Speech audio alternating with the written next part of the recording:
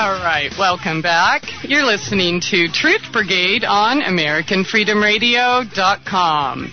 If you want to join us for the text chat tonight, that's over at truthbrigade.com. And, of course, if you have any questions or comments, don't be shy. We'll be happy to take your call at 512-879-3805.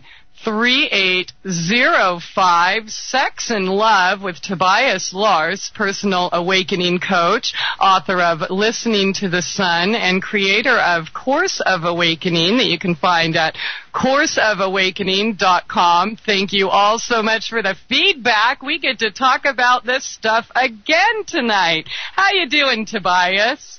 I'm doing good, and I'm here. Well, thanks so much for being here. Did you have some extra special loving this last week? I'm replaying the tapes. All right. Well, you know, I did get messages where people actually listened to it 4 or 5 times this week, and we're very happy with the wisdom that you were able to share with us. Well, thank you. And, you know, it feels really good to, Jim Morrison said something. He said a lot of very interesting things, and most of our collective consciousness had to make him out to be, you know, kind of a druggy rock and roller. But there's usually a lot more to all of us. There's multiple facets. And he said at one point, you know, people asked him, what does it feel like now that, you know, your band is going and you're successful? And he said, I feel like I'm an arrow that was finally set free to fly. I felt like I'd been stretched and held back for 7 years. And finally I could fly and express myself. And, you know, he was very honest about expressing pure, raw, direct energy. And that's really what sex and our expression, the word express, literally means to exit, to press out of us, to come out of us, who we really are, our essence. Oh, yeah. Yeah. Well, I love how you break down the words like that, and it's just, you know, hello, we've been speaking these words, you know, for how many years, and a lot of, you know, never see the forest through the trees or look at the root and the meaning, and you just have a beautiful way of getting that out there and sharing that, of course, in your book, which I love. Tobias, we had a question in the interface, and I think it's probably a great place to start, because I think we all know what sex is, but we may not all know what love is. So perhaps for purposes of this topic, we could start by defining love. In 3 words or less, no? Yeah, absolutely. I was going to suggest, as you said, we all know what sex is, but we do know what sex is for us. And I'll get to love. We know what our current experience so far this lifetime, and a few of us are aware of other lifetimes. And even if, you know, so we're semi-conscious, semi-aware of what sex has been for us. A client of mine this week is very clear on when they had a whole new awakening in themselves, then their sex completely changed. It was like, holy cow, I didn't even know there was this dimension to the energy of it. And we make the mistake, like we do with everything else, you know, we think, oh, the reality I'm experiencing is the reality, and everyone else is experiencing that too. But I would suggest we're really like those Russian nesting dolls. I use that example over and over. You know, we're sort of like, holy cow, there's a lot more to it. And there's more, and there's more, and there's more. And there's layers of bubbles, of spheres, of like onion layers of knowing this. And when you go through an emotional awakening, and maybe something that was an issue for a long time, you know, and it's literally a physics energy thing. When that's removed from you, it's like pulling out all the stops. We even call it that, right? Yeah. we're getting unplugging the old and plugging into the new.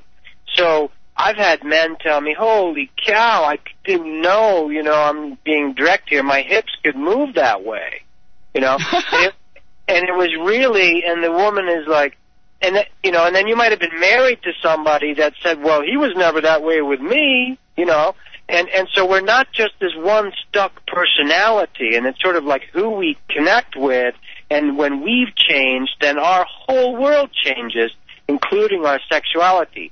And by the way, I just want to say, with the stuff I talk about, it's pretty, opening spiritually, and we're trying to tell some more truth about what sex is. But don't let your mind tell you, oh, my God, I'm so screwed up. I'm not doing sex that way. Or, I feel guilty because I haven't had a partner for 2 years. Don't feel any of that stuff. We're all exactly where we're at. And, there's periods in our life when we're just quiet sexually, and then we're very active. And it's all just the flow of, in the winter, there's not a lot of fruit being grown. So there's cycles to us, too. So I just want to say that to everyone, because when you start thinking this, there's sort of like a macho pressure of, oh, my God, I should be all together sexually. No, be careful with yourself. Be full of care and start exactly where you are. Well, there's so much pressure and, preconceived notions, but coming from both sides. But you're supposed to have it this way with this person and only after this many dates, and it's supposed to be exactly this way, and if you do something other than that, you're a deviant, or if you don't, then you're a prude, or, and I guess part of being able to experience what you're talking about is being able to break through those barriers and to not compare our lives. I mean, I'm glad what you said where we're at right now. It's not only exactly where we are, but exactly where we're supposed to be. So we have to, maybe understand it and nurture and embrace that part of ourselves if we do want to break out of these self-imposed barriers. Absolutely. And anytime you pressure yourself, you can pressure your spirit. And there's lots of what I call spiritual casualties, meaning someone joined a cult and they opened their energy too fast, and they really have got damaged. There's misuse out there. And if you pressure yourself sexually or you're unconscious about it, then you become kind of obsessive, and that's the promiscuity. And we've all felt that. You felt people that might have come onto you in your life, and you felt, that's flattering or nice, but the energy feels really wrong. And you know what I mean? And that's a hint. And sometimes those people, and we're not picking on anyone, are sort of obsessive compulsives. Like in the porn industry, a lot of times there's some very deep issues that those people have.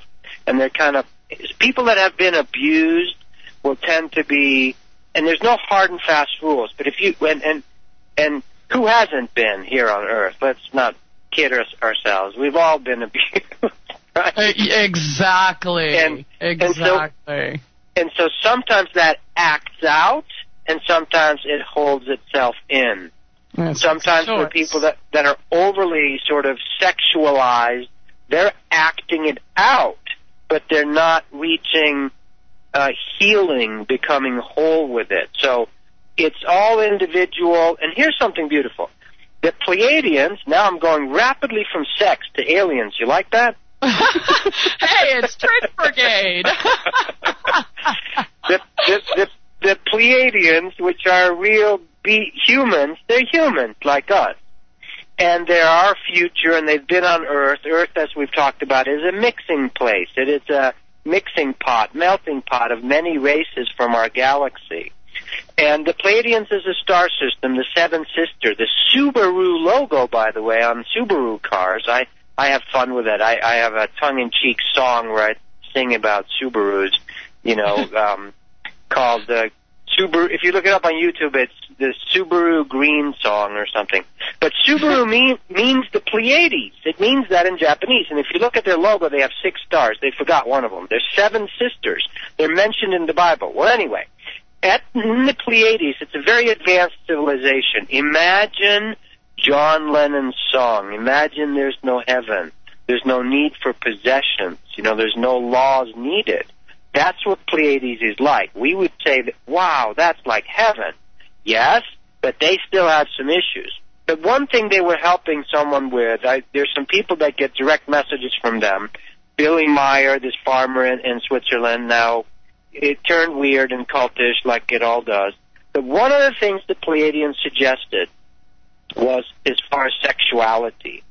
And they're more advanced with it in the sense that it's very open and they're not obsessive about it or they don't hide it and that kind of thing. They said when your natural sexual impulse arises, your kundalini starts moving up, what if you could allow it to express? That doesn't mean full-on sex with someone, but at least let the energy come on up inside you and notice it yourself. Wow, that's turning me on, or I'm attracted to that. And then be conscious of that. Don't reject it, don't hide it, but do that yourself. I'm feeling turned on by that, or this, or that. Start being honest and conscious with what raises your natural energy. Just like your breath falls and rises naturally, so does your sexual energy. And it does it by itself. It does it by itself. You don't need to go get Viagra and all these things because that's artificial stimulation of it. Can you imagine what Viagra is doing to all those poor men? Come on. Gosh, Unbelievable. And, never mind that your eyeballs will pop out and get bloodshot and God knows what else, right? Yeah, heart disease, diabetes, and death. And by the way, death. But anytime you mess with a natural sexual force, the natural spring and winter and natural plants and natural breath and natural feelings, anytime you mess with Mother Nature, you're going to get feedback, and that feedback is going to hurt you. So, your natural sexual impulse, let it find its own level. And all the little stuff that you've hidden and said this is wrong and blah, blah, blah, if that can come up and out, you will find your natural level, just like a ball will float on the surface of the water, So, my advice is one of the Pleadians and my advice, aliens and Tobias, yep, we're together. And God. and God. God stepping back going, hey, Tobias, you're on your own there. It's pretty far out. Yeah, don't forget you're on the radio, Tobias. Exactly. I'm just teasing. No, I know. So if you can allow it to become, hey, how does that happen naturally in me, and be honest with yourself. One very healthy thing is to actually write out in full embodiment your sexual fantasies. I might have mentioned that last time. And that'll get you in touch with what's your repressed fantasies, because they're going to be there. You're going to let them up. You're not going to ascend out of it. You're not going to meditate it away. It doesn't work. It doesn't work. I tried it for several lifetimes in caves, yogi, the whole bit. It doesn't work. You can't meditate away your genitalia. It does not work. You do have a whole chapter about that, and of course, false enlightenment. I mean, if you kind of want to talk about that, because I've experienced that myself. And so I mean, that might. I mean, I like where you're going here, is that we can't meditate or talk ourselves out of it. But how do we get to that liberating place where we accept it, embrace it, love it, and go with it, face it, feel it, free it, and the rest. Yeah. And have fun with it. That's another good F word. Yeah. It is, and that's why it looks so chaotic on Earth today. We have severely shut down our sexuality. We've had severe judgments, proscriptions. Practically all religions on the earth had severe judgment and celibacy and all this. And that is like, saying, I want to water my fields, and then you clog the dam and you just clog the river and you don't let the water into your fields. How can you have abundance and natural growth and enjoyment if you cut off your sexuality? That is what creates life. I mean, it's just so ridiculous once you see it. So we have so much spiritual misunderstanding with it, and that came from masters or beings that were still relatively in touch with Source, with God in themselves, they noticed that there was a lot of sexuality on Earth, and this happened at the end of Atlantis.